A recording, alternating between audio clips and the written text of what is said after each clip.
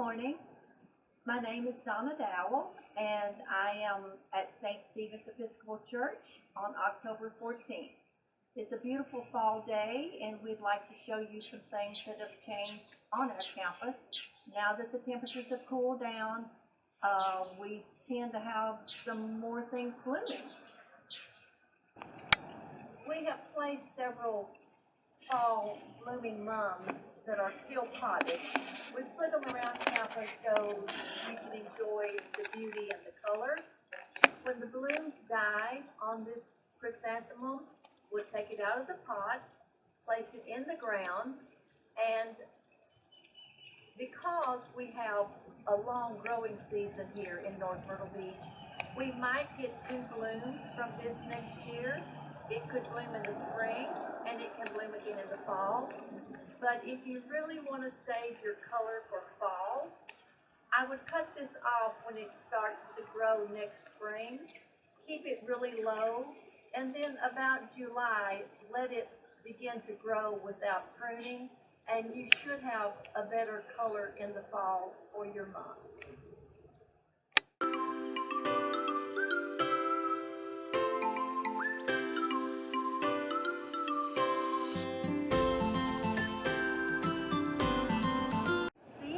To a church or to any building is really important. We call that curb appeal. So we're trying to enhance our curb appeal here at St. Stephen's by planting a pretty rose bush. Well, actually there's multiple rose bushes, about 8 total. And because the temperatures have cooled down, the rose bushes are beginning to look prettier. You would think they would need the hot sun in July. It has been too hot for them to bloom over the past couple of years. Now that it's cool, they're beginning to bloom. Along this sidewalk, we have asparagus fern. This will stay green year-round. It has pretty red green berries that will turn to red, but this will stay green the entire year. This is lantana. And again, I keep saying because the temperatures have cooled. Because they have cooled down this fall, the blooms are even prettier and it covers well. So we've got the same thing going all the way up. Here's a little ground cover, still blooming. All of these are perennials.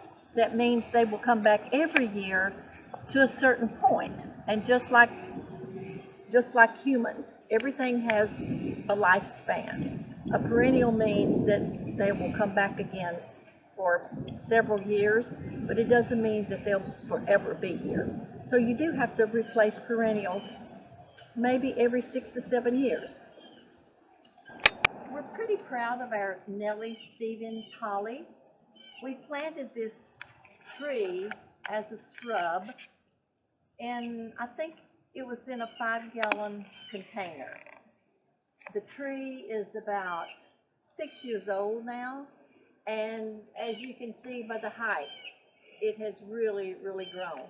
Evidently, we placed it in a good place where it likes to do well. We're loaded with berries. These will all be green at Christmas time, which is what we really want. It's covered in berries, covered. And another thing that we want to talk about on this tree is a vine called a passion vine. This is a pretty purple flower that I'll show you in a few minutes. But what has happened to this vine is exactly what's supposed to happen. There is a butterfly called Gulf Fritilia that loves this vine. It's the primary food source. The Gulf Fritilia will lay its eggs. Then the eggs will become caterpillars, you can see. And from there, butterflies. We probably have hundreds of butterflies around the campus just because of this vine. And if you do plant this passion vine, remember, I don't like to use the word invasive, but one vine will produce multiple vines. So share them with your neighbors, and if you have more vines than you want, Just snip them off at the top of the ground or dig them up. But I would encourage everybody to have a passion vine. And if you would like a start of this vine, just come to St. Stephen's Church. We'll see that you have one. We just talked about the passion vine on the holly tree. This is a good indication of what one little vine can produce. From that one vine, other vines came up, and this is the beautiful flower. This is called the passion vine. This flower will last for one day, and then it will fade. But see all of the ones that are coming on? So you get a lot of bang for your buck with a passion vine. The butterflies haven't eaten this entirely, but they will. And when they do, it will die down, or I'll cut it completely back to the ground, and we can look for the vine to reappear next spring. We'll talk about two different things at this location. First, our banana tree. This is only 2 years old, and there are different varieties of banana trees. I just went to the nursery and I asked for one that was good for our zone, which is zone 8. And hopefully we will have bananas on this tree in a few years. I hope I'm still around to show you the bananas when they grow. The next thing is the zinnia plant. It doesn't look good now, but it has been beautiful for months.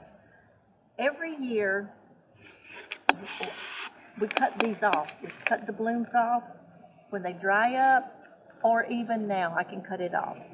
And we put them in a bag, place them in a dry place. Next spring, we just take this and we crumble it like this and sprinkle it on the ground, and we have all the seed we need. So for hardly any money at all, you can have a zinnia. This is not a perennial.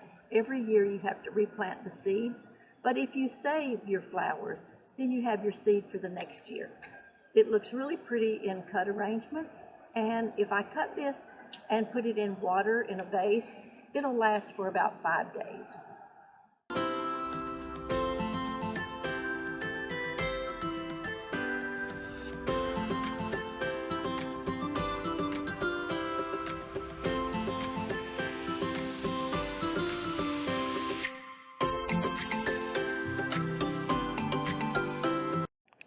We're in the columbarium now, and this area of our campus gets at least 6 hours of direct sunlight a day.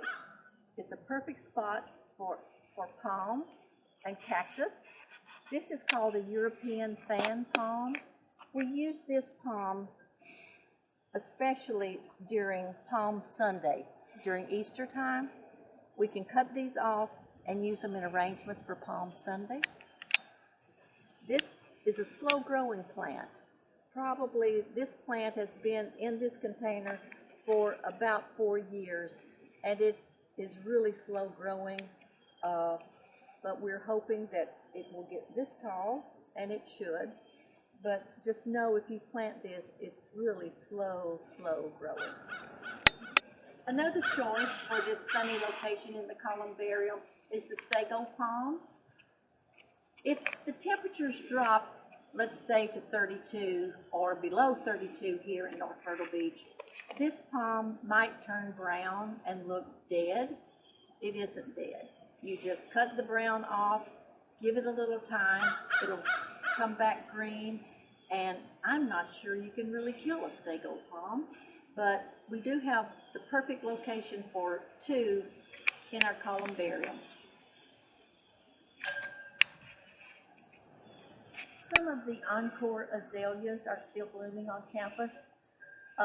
When you purchase azaleas, I would recommend looking for the encore.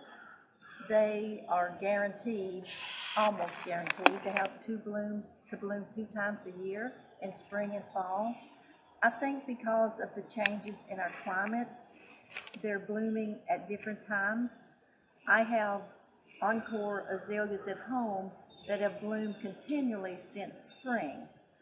Now that may sound good, but just like animals, plants need a dormant time. This plant needs to rest so it can provide blooms again next spring. You can't expect it to bloom year round. It's not right. And when we have a particularly dry season, a dry summer, and then we get a lot of rain, it tends to produce blooms just late in the year.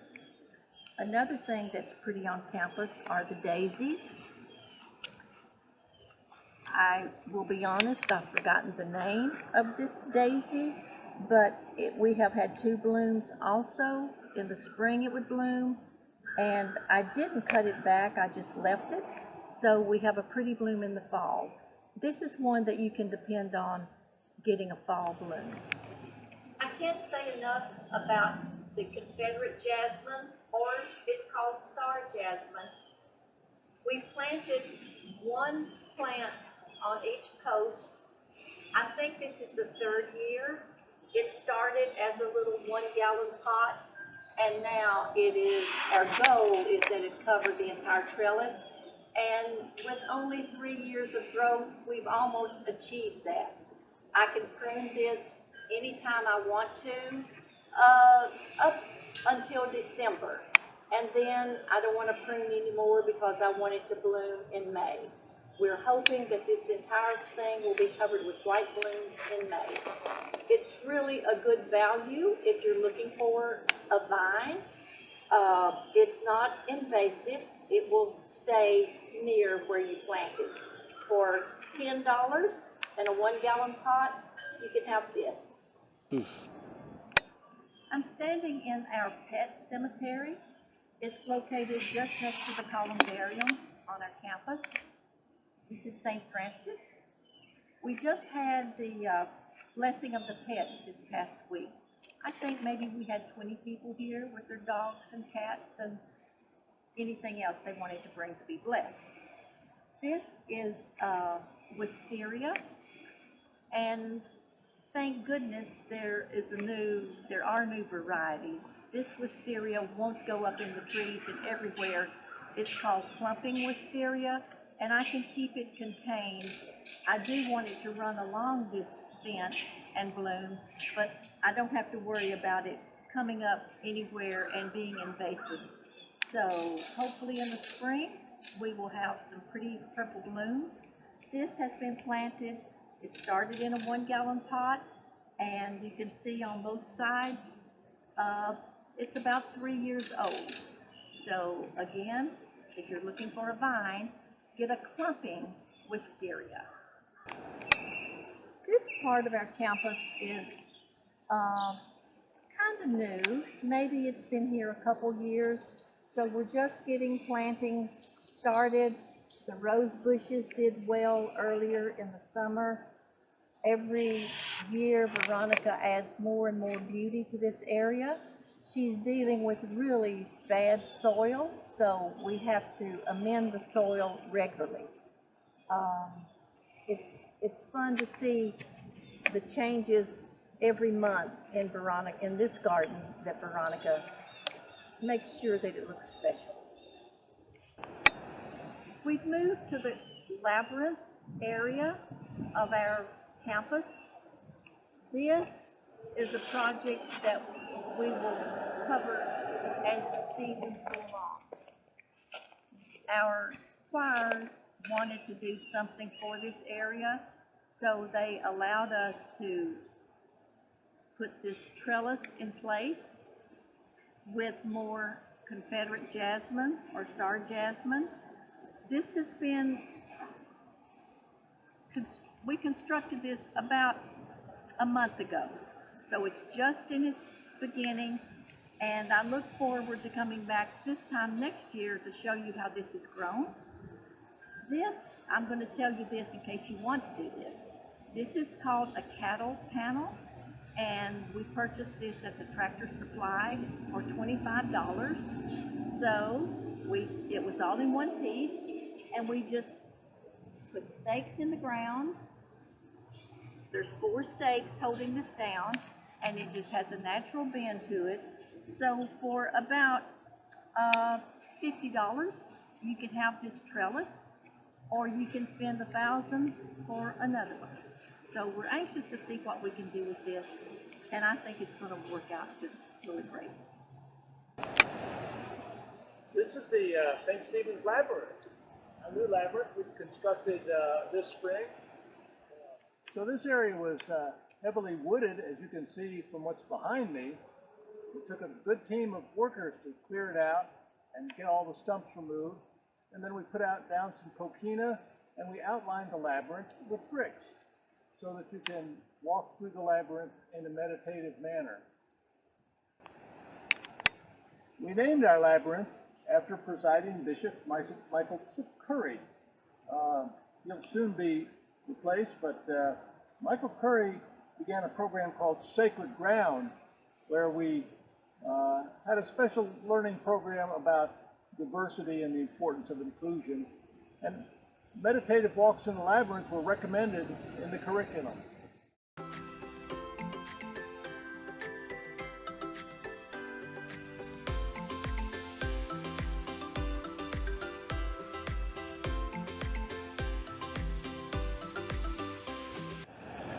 This wall of the church used to be just solid white brick, white brick. We thought that some ivy would be nice, and as you can see, the ivy really likes it here. The ivy's been in place for years now, and I do have to get on the ladder and trim the top of it because it wants to go all the way over on the roof. But I think it helps to disguise all of the white along the front, and our plants look really good with this in the background.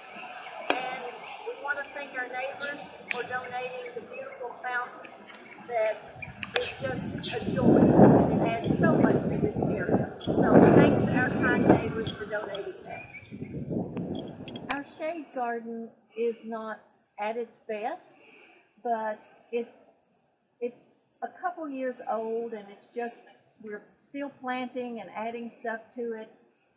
You can see the azaleas like it over here, and it's October and they're still blooming. It's time to prune the hostas. They still have some color, but the leaves will start to turn yellow any day now. And it's better for the plants that you cut the yellow off and you just prune them back to the ground, and they will look better next spring.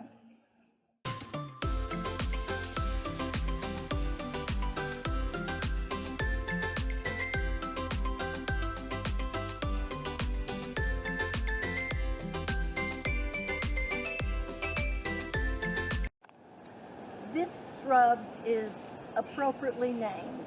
It's called the American beautyberry, and it's native to southeastern United States.